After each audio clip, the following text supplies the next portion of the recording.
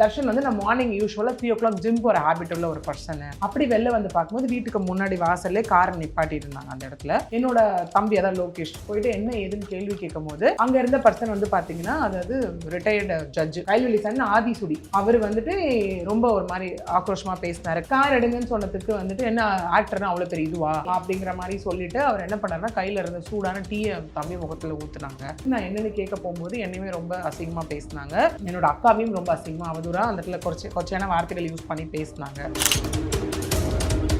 ஆதிசூடியா இருக்கட்டும், இல்லை அவரோட மனைவி லாவண்யா இருக்கட்டும், இல்லை அவங்க மாமியார் மகேஸ்வரியா இருக்கட்டும், எல்லாருமே அவங்க எல்லாம் தான் இதில் இன்வால்வ் அப்படிங்கிற மாதிரி அவர் என்ன சொல்றாருன்னா, இல்லை நாங்கள் இன்னும் டீ குடிச்சிட்டு இருந்தோம் நின்று எங்கள் அத்தை வந்துட்டு தர்ஷனை பார்த்தோன்னே ஒரு டிவி ஒரு பர்சன் இல்லை, ஸோ என்னப்பா எப்படி இருக்கே என்னன்னு கேட்டாங்க. ஒரு பையன் மாதிரி தான் நினச்சி போய் கேட்டாங்க. கேட்கும் போது அந்த இடத்துல வந்து அவங்க ரொம்ப அசிங்கமாக அவங்கள பேச ஆரம்பிச்சாங்க. தாக்குனாங்க, எடுக்க சொன்னாங்க காரை, இந்த மாதிரிலாம் பேசும்போது அது வந்து எக்ஸ்டென்சிவாக போயிட்டு என் மனைவி வந்துட்டு ப்ரெக்னெண்ட்டாக இருக்காங்க, அந்த சந்தோஷத்தில் நான் இருந்தேன், என்னாலே வந்துட்டு ப்ராப்பராக நடக்க முடியாது, எனக்கு கால் ஃப்ராக்சர் ஆயிருக்கு அப்படிங்கிற மாதிரிலாம் அவர் அங்கே சொல்லியிருப்பாரு. இவர் சொல்ற அலிகேஷன்ஸ் இவர் முற்றிலுமா மறுத்திருப்பார்.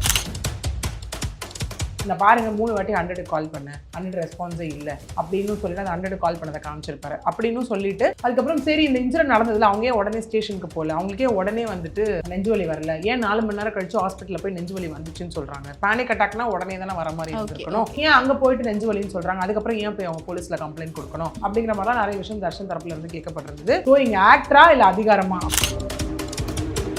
இன்னொரு யூடியூபரோட சம்பவம் தான் இப்போ இது திரும்ப நமக்கு சர்ச்சையா போயிட்டு இருக்கு. அவருமே அந்த வீடியோல தான் சொல்றாரு, ஒரு நல்ல நாள் அதுவுமா கொடுக்கலான்னு வந்தா இப்படி வந்து கொடுக்குற வே இருக்கு இல்லைங்க, அதுல கொடுக்குற வே இருக்குல்ல. நான் ஏன் வர சர்ச்சை நாயகன்னு சொன்னா பெரிய மக்கள் கண்டுபிடிச்சிருப்பாங்கன்னு நினைக்கிறேன். இஃபான் அவர்களை பத்தி தான் நம்ம பேசிட்டு இருக்கோம். அந்த இடத்துல போகும்போது சர்ச்சையும் இவரையும் தனித்தனியா பிரிக்க முடியாது, பிரிஞ்சுதான்.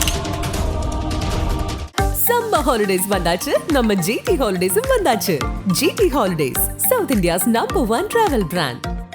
முதுகு வலியா, மூட்டு வலியா, கை கால் நீட்ட மடக்க இயலாமையா, அறுவை சிகிச்சை இல்லா குணம். டாக்டர் ஸ்ரீவர்மாஸ் PCR மகாராஜா தைலம். பிக் பாஸ் ஃபேம் தர்ஷனும் அவருடைய சகோதரரும் வந்து சமீபத்தில் ஜே நகர் காவல் நிலையத்தால் கைது செய்யப்பட்டிருக்காங்க. ஸோ பார்க்கிங் விஷயம் அப்படின்னு சொல்லப்படுது, இதுக்கு பின்னணியில் என்ன இருக்கு மேம்? ஆமாம், இது வந்து நேற்று அதாவது மிட் நைட் நடந்த ஒரு விஷயமா இருந்தது. காலையில ரொம்ப பரபரப்பாக பேசப்பட்ட ஒரு விஷயம், அதாவது April 4 நடந்த ஒரு விஷயம். என்னன்னா 3 o'clock தர்ஷன் சொன்ன விஷயம் இங்கே 2 தரப்புல என்ன சொன்னாங்கன்னு பார்த்துருக்கோம். Okay okay.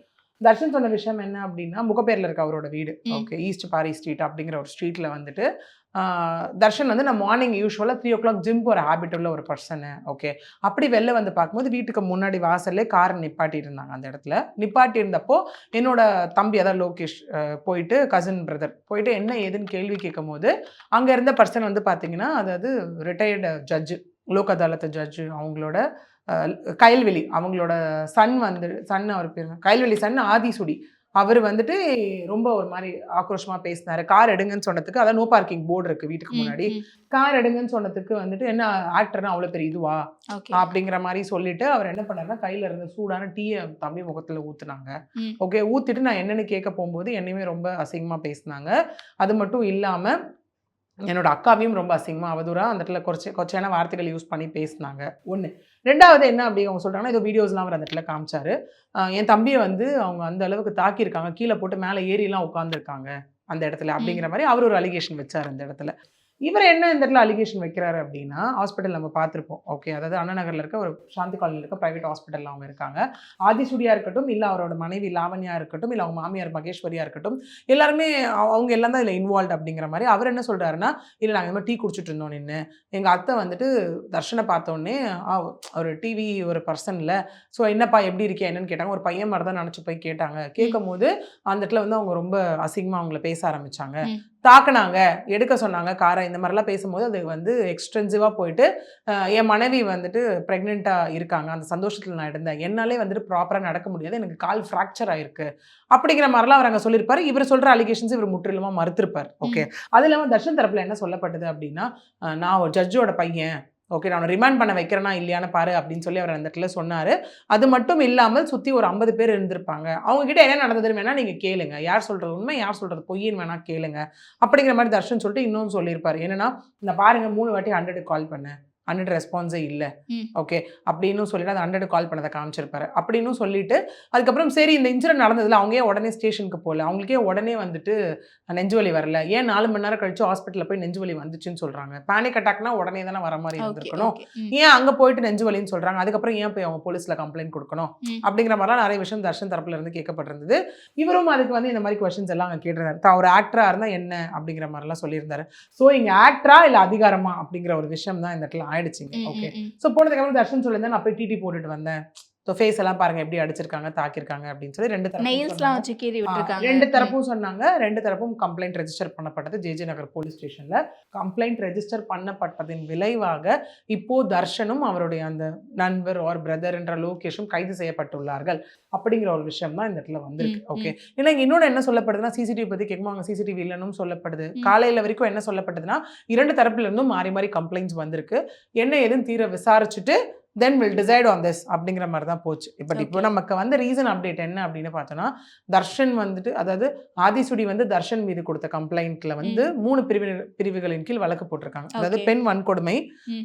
சட்டம், அது கீழே ஆபாசமாக பேசுதல், காயப்படுத்துதல், இந்த செக்ஷன்ஸ் எல்லாம் போட்டிருக்காங்க. Okay at the same time Darshan கொடுத்தாரு இல்லையா கம்ப்ளைண்ட் ஆதிசுடி மேல, அதுக்கு வந்து ஒரு எஃப்ஐஆர் போடப்பட்டிருக்கு, 2 எஃப்ஐஆர்கள். அதுல என்ன போடப்பட்டிருக்குன்னா ஆபாசமாக பேசுதல், காயப்படுத்துதல். ம். ஓகே இந்த மாதிரி 2 செக்ஷன் போடப்பட்டிருக்கு. இங்க என்ன சொல்லி போடப்பட்டிருக்குன்னா ஏன் பெண் வன்கொடுமை சட்டம் ஏன் இந்த மாதிரி எல்லாம் கேட்கும் போது இல்ல அவர் வந்து கர்ப்பிணின்னு கூட பார்க்காம கையெல்லாம் முறுக்கிலாம் அடிச்சிருக்காங்க ஓகே ஓகே அப்படிங்கிற மாதிரி ஒரு அலிகேஷன்ஸும் இப்போ வைக்கப்படுது. ம், ம். ஓகே இப்போ ரீசெண்டாக வந்து அப்டேட் வரைக்கும் என்னன்னா இந்த மாதிரி எஃப்ஐஆர் போடப்பட்டிருக்கு, அவங்க என்கொயரி பண்ணாங்க, கைது செய்யப்பட்டிருக்கிறார்கள் அப்படிங்கிறது மட்டும்தான். ம். இதுக்கப்புறம் தான் அடுத்த கட்ட ப்ரொசீடிங்ஸ் என்ன மேஜிஸ்ட்ரேட் கிட்ட ப்ரொடியூஸ் பண்ண போறாங்களா இல்லை என்ன மாதிரி நடக்க போகுது, எஃப்ஐஆர் போடப்பட்டாச்சு கைதுன்னு ஒரு விஷயம் வந்துருச்சு ஏன்னா அப்படின்றது இல்லாமல் அடுத்தடுத்த கட்ட இன்வெஸ்டிகேஷன் போகும்போது தான் நமக்கு இதில் தெரிய வரும். ஓகே ஓகே ஸோ அடுத்தடுத்த இன்வெஸ்டிகேஷன் நம்ம பார்க்கலாம். பட் ஆல்ரெடி ஒரு டவுட் ஒன்றும் இல்லை.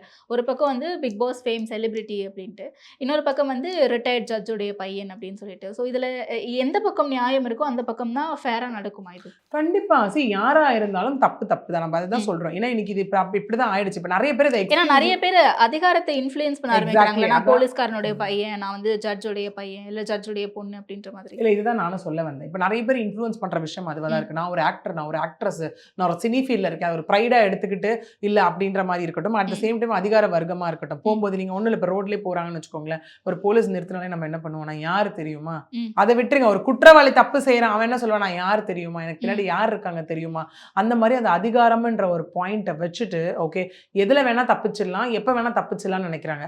முதல்ல தப்புனே ரியலைஸ் பண்ண மாட்டேங்கிறாங்க. ஓகே இது சரி, நான் பண்றது சரி, பிகாஸ் எனக்கு பின்னாடி ஒரு பேக் எண்ட் சப்போர்ட் இருக்குன்னு நினைச்சுக்கிறாங்க. ஒண்ணு. அட் த சேம் டைம் ஆக்ட்ரஸோ இல்லை சினி ஃபீல்ட்ல இருக்கவங்க என்ன நினைச்சுக்கிறாங்கன்னா நமக்கு இவ்வளோ ஃபேன் ஃபாலோவிங் இருக்காங்க, ஸோ நம்ம என்ன பண்ணாலும் அதை அவங்க அப்படியே அக்செப்ட் பண்ணிப்பாங்க ஓகே அப்படின்ற ஒரு விஷயம், நம்ம செய்யறது தவறா சரியா அப்படிங்கிற ஒரு விஷயம் கூட மைண்ட்ல ஃபிக்ஸ் பண்ணாம ரியலைசிங் ஃபேக்டரே இல்லாம தான் இருக்காங்க இங்க செலிபிரிட்டியா சைடு இருக்கட்டும். சில பேர் அட் த சேம் டைம் தனக்கு இருக்க ஒரு இன்ஃப்ளூயன்ஸை வச்சு எதையும் மாத்திடலாம், எதையும் சாதிச்சிடலாம்னு நினைக்கிறவங்களும் அப்படிதான் இருக்காங்க. ஓகே ஓகே ஆனா இப்போ இந்த விஷயத்துல 2 பேருமே மாறி மாறி குற்றச்சாட்டுகள் முன்வைக்கிறாங்க. அண்ட் 2 பேர் மேலேயும் கிட்டத்தட்ட ஒரே மாதிரியான எஃப்ஐஆர் தான் போடப்பட்டிருக்கு. தர்ஷன் மேல மட்டும் எக்ஸ்ட்ராவா பெண் வன்கொடுமை போடப்பட்டிருக்கு.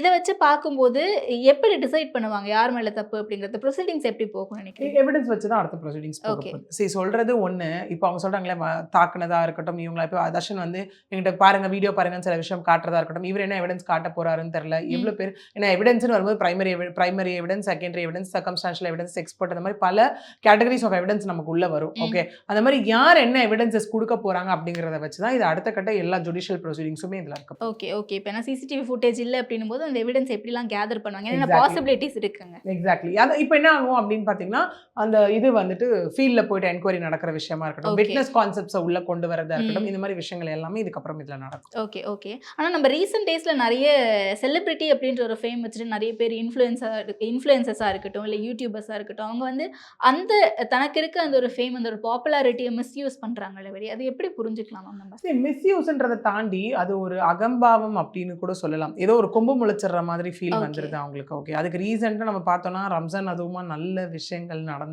நடக்க வேண்டிய நாட்கள்ல ஒரு சர்ச்சைகள் அதுலயுமே ஆரம்பிச்சது. இவரை வந்து நம்ம பேசாம சர்ச்சை நாயகன்னு சொல்லலாம்னு நினைக்கிறேன் ஓகே இல்லையா? ஓகே அப்படிதான் அவர் அட்ரஸ் பண்ணிக்கிறாரு. தான் ஒரு ஃபேம், தான் ஒரு செலிபிரிட்டி, தான் ஒரு இது அது அப்படின்னு எல்லாமே பண்ணியிருக்காரு இல்லையா? பட் அந்த விஷயங்களுக்கு நிறைய கண்டனங்களும் இப்போ எழுந்துட்டு வருது. ஏன் இப்படி பண்ணலாமா? இப்படி கூட பண்ணுவாங்களா? This is an inhuman act. இது ஒரு மனிதாபிமானமற்ற செயல். மனுஷனா இப்படியெல்லாம் பண்ணுவாங்களா? அதுவும் ஒரு நல்ல நாளில். எல்லா நாளும் தப்பு தான். நான் இதை கொண்டு போய் மக்கள் சந்தோஷமா இருக்கணும்னு ஒன்று ப்ரொவைட் பண்ண போன இடத்துல இப்படிலாம் நடக்குமான்ற அளவுக்கு மக்கள் கொந்தளிச்சு போயிருக்கிற இன்னொரு யூடியூபரோட சம்பவம் தான் இப்ப திரும்ப நமக்கு சர்ச்சையா போயிட்டு இருக்கு. அவருமே அந்த வீடியோல தான் சொல்றாரு, ஒரு நல்ல நாள் அதுவுமா கொடுக்கலான்னு வந்தா இப்படி வந்து குடுக்கறவே இருக்குல்லங்க, அதுல குடுக்கறவே இருக்குல்ல. நான் ஏன் அவரை சர்ச்சை நாயகன்னு சொன்னா பெரிய மக்கள் கண்டுபிடிச்சிருப்பாங்கன்னு நினைக்கிறேன். இஃபான் அவர்களை பத்தி தான் நம்ம பேசிட்டு இருக்கோம். அந்த இடத்துல போகும்போது சர்ச்சையும் இவரையும் தனித்தனியா பிரிக்க முடியாது. பிரிஞ்சதுன்னா அவ்வளவுதான் அப்படிங்கிற மாதிரி தான். ஏன்னா ஸ்டார்டிங்ல இருந்து இவர் ஆரம்பிச்ச ஒரு விஷயமா இருக்கட்டும், ஒரு மூதாட்டிய வண்டில இருந்து இடிச்சுட்டு போனா அவங்க இறந்த ஒரு விஷயமா இருக்கட்டும், அதுல பெரிய சர்ச்சையாச்சு. அடுத்தது பாத்தீங்க அப்படின்னா ஜெண்டர் ரிவீலிங் ஒரு பெரிய சர்ச்சையாச்சு. UAE போயிட்டு ரிவீல் பண்ணிட்டு இந்தியால வந்து ஓபன் பண்ணாரு. But as per Indian law prenatal and preconception prenatal diagnostic act படி that is a crime again. அது பண்ணிருக்க கூடாது, which is against law of land. அதுக்கப்புறம் அந்த வீடியோ ரிமூவ் பண்றதா இருக்கட்டும், அடுத்தது பார்க்கணும் தொப்புள் கொடியை கட் பண்றதா இருக்கட்டும், அது யாருமே பண்ணக்கூடாத ஒரு விஷயம். மக்களும் கேட்கறது அதுதான். ஒரு சாமானியனா இருந்தா இந்த வேலையை பண்ணிருந்து சும்மா விட்டுருப்பீங்களா? இல்ல ஒரு போலி டாக்டர் இந்த விஷயத்த பண்ணா சும்மா விட்டுருப்பீங்களா? ஏன்னா தொப்புள் கொடி கட் பண்றது ஜஸ்ட் லைக் தட் ஒரு கயிறை கட் பண்ணிட்டு போற மாதிரி விஷயம் கிடையாது. ஏன்னா டாக்டர்ஸே சொல்ற ஒரு விஷயம். அதுக்கப்புறம் நிறைய டாக்டர்ஸ் வெளியே வந்து எக்ஸ்பர்ட்ஸ் பேசியிருக்காங்க, மெடிக்கல் எக்ஸ்பர்ட்ஸ் எல்லாருமே. அதை எப்படி கட் பண்ணணும், எவ்வளோ நிமிஷத்துல, எல்லா குழந்தைக்கும் ஒரே மாதிரி கட் பண்ண மாட்டாங்க, எவ்வளோ நிமிஷத்துல கட் பண்ணணும், அந்த குழந்தை வந்துட்டு நார்மல் டெலிவரியா சிசேரியனா, அந்த குழந்தை நல்ல பிரீத்திங் இதுல இருக்கா, நல்ல ஹெல்த்தியா இருக்கா அந்த குழந்தை, இவ்வளோ விஷயம், எவ்வளோ வெயிட், எல்லாத்தையும் பார்க்கறதுக்கு எல்லாத்தையும் பார்த்துட்டு தான் அந்த ஒரு கால்குலேஷன் தான் தொப்புள் கொடியை கட் பண்ணணும். இது வந்து கொஞ்சம் மிஸ் ஆயிருந்தா ஒரு உயிர் போயிருக்குமா இல்லையா அந்த இடத்துல? ஓகே, அதுக்கு வந்துட்டு ஒரு அமைச்சர் அவர்களும் பெருசா அந்த இடத்துல பேசியிருந்தாரு. யாரா இருந்தாலும் நடவடிக்கை எடுக்கப்படும் எல்லாம் பேசியிருந்தாங்க. அப்ப அவர் ஜப்பானா ஏதோ போயிருந்தாருன்னு நினைக்கிறேன். இஃபான் போயிருந்தப்போ ஷோகாஸ் நோட்டீஸ் எல்லாம் கொடுங்கின்ற அளவுக்கு எல்லாம் போச்சு அது. பட் அப்படியே என்ன ஆயிடுச்சு, அந்த பட்டாஸ் வந்து மலையில நமுத்து போன மாதிரி அந்த விஷயம் அப்படியே புஷ்ன்னு போயிடுச்சு அதுக்கப்புறம் இல்லையா? எந்த ஆக்ஷன்ஸும் எடுக்கல. இது ஒரு விஷயம் மட்டும் கிடையாதுல்ல, பல வழக்குகள் அந்த அதான் இந்த மாதிரி 3 சொல்லனா இந்த மாதிரி அடுத்தடுத்து 3 பெரிய சர்ச்சைக்குள்ளான விஷயங்கள். இவர் என்ன பண்ணுவார், எல்லாம் பேசிடுவாரு, அப்புறம் உடனே ஒரு மன்னிப்பு கேட்டு ஒரு வீடியோ போட்டுருவாரு. அந்த மாதிரி ஏன் இதே இன்சிடென்ட் நம்ம ரன்வீர் அலகாபாத்தியா எடுத்துக்கலாம். என்ன நடந்தது, பெண்களை வந்து அவதூறாக பேசி அந்த இடத்துல எஃப்ஐஆர் போடப்பட்ட, பல ஸ்டேஷனால நார்த்தில் எஃப்ஐஆர் போடப்பட்ட ஒரு பர்சன் சுப்ரீம் கோர்ட்டை போயிட்டு இமீடியட்டாக எனக்கு எஃப்ஐஆர் வாஷ் பண்ணி கொடுங்க, இந்த கேஸை எமர்ஜென்சியாக விசாரிங்கன்னு கேட்கும்போது கோர்ட் சொன்ன ஒரு விஷயம், நீங்க இந்த கேஸை கொண்டு வந்து எமர்ஜென்சியா விசாரிக்கிற அளவுக்கு இது ஒன்றும் நாட்டுக்கு முக்கியமான கேஸ் கிடையாது அப்படின்னு சொல்லிட்டு நாட் டு அரெஸ்ட் மட்டும் சொல்லியிருக்காங்க. என்கொயரி போங்க, அரெஸ்ட் பண்ண வேணான்ற ஒரே ஒரு விதிவிலக்கு மட்டும் அந்த இடத்துல இருந்தது. ஓகேவா? ஸோ அப்ப இவரும் என்ன பண்ணிட்டு இருக்காரு, அப்ப அவரும் அந்த இடத்துல ஒரு மன்னிப்பு வீடியோ போட்டார். என்னன்னா, எனக்கு ஜோக் வரல, இது இவ்வளவு பெரிய ஆகும்னு எனக்கு தெரியல அப்படின்னு சொன்னாரு. ஒரு விஷயத்த பண்ணிட்டு நீங்க மன்னிப்பு வீடியோ போடுறதுனால எதுவும் நடக்க போறது இல்ல. ஒண்ணு, விச் மீன்ஸ் நீங்க பண்ணது தப்பு இல்லைன்னு ஆயிடாது. ரெண்டாவது, எத்தனை வாட்டி ஒருத்தர் மன்னிப்பு வீடியோ போடலாம்? ஒரு வாட்டி ரியலைஸ் பண்ணிட்டு நீங்க ஒன்னொன்னுத்துக்குமா போடுவீங்க? இப்ப இதுக்கும் மன்னிப்பு கேட்டிருக்கீங்க, அப்ப விச் மீன்ஸ் நான் என்ன வேணா பண்ணுவேன், மன்னிப்புன்னு ஒரு விஷயத்த கேட்டுட்டு முடிச்சிருவேன் அப்படின்னு. இன்னொன்னு சொன்னீங்க, நல்ல நல்லதுமா நாங்க கொடுக்க போகணும்னு. அந்த இடத்துல பாக்குறவங்க எல்லாருக்கும் முகம் சுளிக்க வச்சுது. நீங்க சிம்பிளா யோசிங்க, நீங்க ஒரு விஷயம் காமனாவே யோசிக்கலாம். நம்ம எங்கேயோ ஒரு இடத்துக்கு காமன் இடத்துக்கு போறோம், நீங்க ஒரு ஃபுட்டை ஓகே நார்மல் டேஸ்ல வச்சுக்கோங்க, ஒரு எங்கேயோ ஒரு பஸ் ஸ்டாப்புக்கு போறோம், எங்கேயாவது போறோம்னு வச்சுக்கோங்க, ஒரு ஃபுட்டை வந்து நீங்க லைன் அப் பண்ணி கொடுக்கறதுக்கும் ஒரு ட்ரக்ல கொண்டு வந்து கொடுக்கறதுக்கும் டிஃபரன்ஸ் இருக்கா இல்லையா? லைன் அப் பண்ணும்போது மக்கள் எல்லாருக்கும் இருக்குன்ற ஒரு திருப்தியில நம்ம தேடி போய் அவங்களுக்கு கொடுப்போம், யார் யாரெல்லாம் பசியில இருக்காங்களோ. ட்ரக்ல வச்சு நம்ம கொடுக்குறோம் அப்படின்னா எல்லாருமே அடிச்சுட்டு தான் வந்து. ஆமா, அப்ப என்ன ஆகும், நீங்க இருக்கும்போது ஒரு கும்பலா வைப்பீங்க, அந்த இடத்துல இருக்கும், எனக்கு கிடைக்குமா உனக்கு கிடைக்குமா, மொத்தமா கைகள் தான் அந்த இடத்துல நீட்டுவாங்க. நீங்க ஒண்ணும் இல்ல, ஒரே ஒரு எங்கேயாவது ஒரு ரிலீஃப் கொடுக்குறீங்கன்னு வச்சுக்கோங்க, ஏதோ ஃப்ளட்டோ வருது, ஏதோ ரிலீஃப் கொடுக்குறீங்கன்னா மக்கள் பொறுமையா போவாங்க, திறந்து விட்டோன்னே போவாங்களா? அதனால எவ்வளவு உயிர்கள் போயிருக்கு அந்த இடத்துல. சோ இதுதான் நீங்க இப்ப நடக்குது. நீங்க அப்படி கொடுக்கணும்னு முடிவு பண்ணவங்க என்ன பண்ணிருக்கணும், அழகா காரை விட்டு இறங்கி நின்று கொடுத்துருக்கணுமா, ஒருத்தர கார்ல இருந்து எடுத்து ஏதோ ஒன்று பண்ணியிருக்கணும். நீங்க காருக்குள்ளேயே உட்காந்துட்டு அப்ப கையை உள்ள விடக்கூடாதுன்னா எப்படி? இது என்ன ரொம்ப வந்துட்டு என்னது அசிங்கமா பண்றாங்கன்ற வார்த்தைலாம் ரொம்ப டூ மச் அந்த இடத்துல. ஏன்னா பசியோட ஒரு வேலையில இருக்கவங்களுக்கு தான் அதோட வலி என்னன்னு புரியும். அதுக்கு தான் சொன்னாங்க, ஓசியில சாப்பிட்றவங்களுக்குலாம் எங்கெங்க தெரிய போகுது அப்படின்னு. ஏன்னா மக்கள் அவங்க வயிறு காலியா தான் இருக்கு. இவருக்கு ஒரு பக்கம் வயிறும் நிரம்புது, லைஃபும் நிரம்புது, பேங்க் பேலன்ஸும் நிரம்புது, எல்லாம் ஒரு பக்கம் நிரம்பிட்டு தானே இருக்கு இந்த இடத்துல.